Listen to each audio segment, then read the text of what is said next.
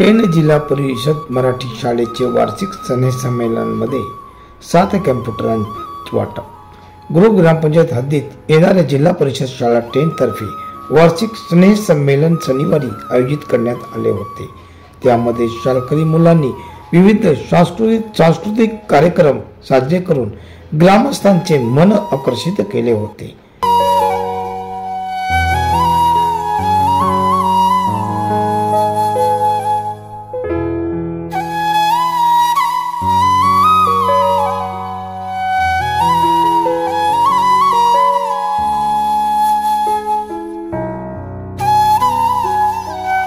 यावेळी निर्मल build infra कंपनीकडून 7 जिल्हा परिषद शाळेसाठी 7 कॅम्प्युटर देण्यात आले। यावेळी सरपंच सदू गणेशकर, पंचायत समिती सदस्य बाळू मडवी, उपसरपंच रेहाना पटेल, नौशाद अधिकारी, निर्मल कंपनीचे रिंकू वर्मा, धीरूभाई, सर्व सदस्य, ग्रामस्थ, शिक्षक वर्ग व विद्यार्थी पालक मोठ्या संख्येने उपस्थित होते।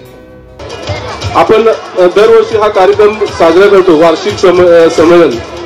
मॅडमनी संख्येमध्ये सांगितलं शाळेबद्दल आम्ही कोणते कार्यक्रम साजरे करतो।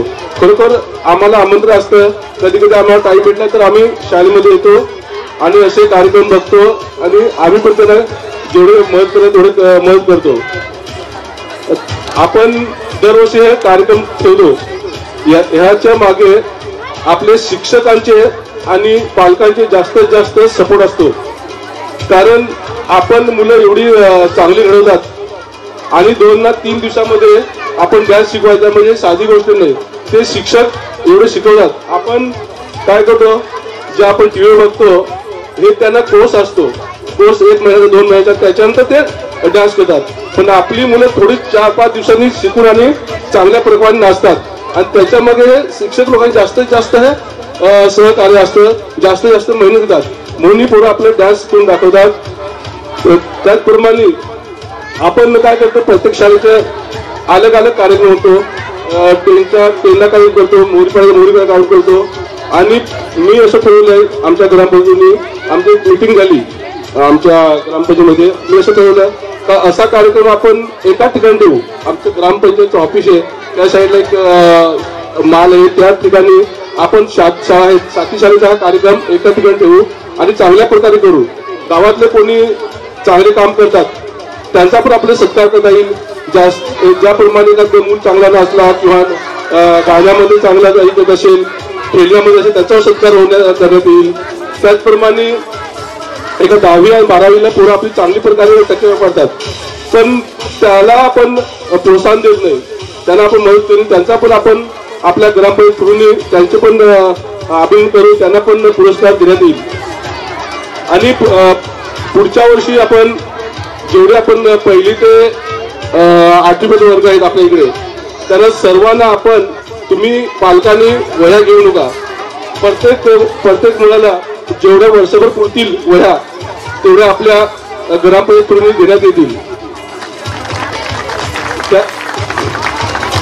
त्याचप्रमाणे कोणती पण अडचण शाळेमध्ये येऊ नये, आम्हाला शिक्षक वर्ग बोलतातच, पण तुम्ही पालक पण बोलले तर अजून चांगलं होईल।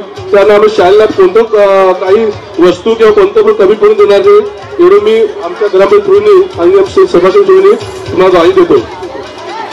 त्याचप्रमाणे आपल्याला हा 7:30च्या दरम्यान आपल्याला कॅम्प्युटर वाटप येतील। आपल्या 7 शाळा आहेत, 7 शाळेमधून एक प्लॅन बसवले, ते लोक आपल्याला प्रत्येक शाळेला एक कॅम्प्युटर देणार आहेत आणि ते कॅम्प्युटर आपले गावी साहेबांच्या हस्ते होणार आहे।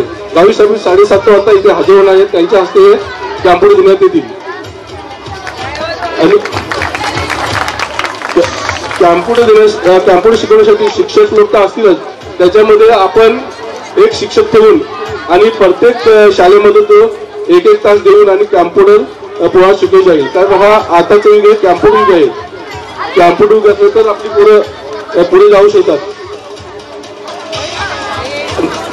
त्याचप्रमाणे आपण आता दुसरा विषय घेतो, काही जल जीवन विशेष योजना आहे, म्हणजे पाण्याची योजना आपण आलेली आहे। ते पाण्याची योजना आपण पाईप टाकून दिलेले, पण आपण घरामध्ये जो पाईप टाकतो तो पाईप पण 2-3 फूट गेला पाहिजे। आपण सर्वांनी लक्ष द्या, कारण कॉन्ट्रॅक्टर काय करतो, वरती पाईप टाकून आणि तो पाईप सोडून देतो. तसं न होता सर्वांनी लक्ष द्या, महिलांनी जास्त लक्ष द्या, कारण पाईप हा 1.5-2 फूट गेला पाहिजे तर हा टिकेल. नाहीतर काय होईल, एकाच वर्षाने एका गाडी गेली किंवा काय झालं नाही तर पाईप फुटून जाईल, परत आपल्याला त्रास पाण्याचा होईल. म्हणून सर्वांनी लक्ष द्या. आम्ही लक्ष ग्रामपंचायतीच्या वतीने आम्ही देतो, पण तुम्ही पण लक्ष द्या. हा पाईप 1.5-2 फूट गेला पाहिजे. मेन पाईप त्यांनी बरोबर टाकलेले, पण आता पाईप टाकलेले तो 1.5-2 फूट पण नाही मिळाला, तो वरतीच पाईप आहे. तुम्ही प्रत्यक्ष सावरखंड जाऊन आणि प्रत्यक्ष आम्ही पाहणी केली, मॅडम होते, आमचे सभासद होते, सर्वांनी पाहणी केली तर वरती पाईप आहे. मी सर्व ते पाईप काढण्याआले आणि परत आजपासून त्यांनी परत टाकणे चालू केले. मग तुम्ही पण विनंती तुम्हाला करतो, तुम्ही पण थोडा लक्ष द्या आणि पाण्याची काही नाही, जास्तीत जास्त आपली कशी टिकेल आणि कशी चांगली राहील असं आपण लक्ष द्यावं. आणि मी जास्त काय बोलत नाही, मुलं कधीपासून थांबले आहेत आणि कार्यक्रम बघायला आहे म्हणून एवढं पण मी 2 शब्द संपवतो. जय हिंद, जय महाराष्ट्र.